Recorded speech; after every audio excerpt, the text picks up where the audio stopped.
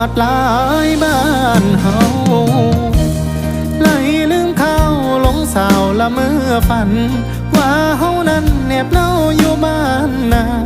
ฝนหินย้อยลงใส่หลังคายินเสียงฟ้าห้องหำถามใจ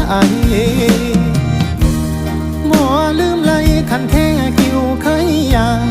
กล้าแข็งกลางน้ำห้องก่อนขี้ไทยโลกกล้าบ้างกล้าอ่อนก่อนฝนสิไหลไปขูดห้องเป็นน้ำยามใส่ยามแล้งไกลสิคำกบเขียดนำห้องดังยุกลางพงคันเม็ดคงนั้นจ้องป่าคอใหญ่มาจำปนกินแย่งแสบลาย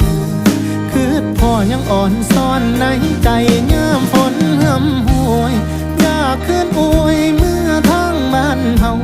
เสียอดเอาให้พ่อมอมปีใดทอดฝนหน้าคันฟ้าเพิ่นเห็นใจกะจังสิได้คืนเมื่อบ้านเฮาไปแนบน้ำบอนจาก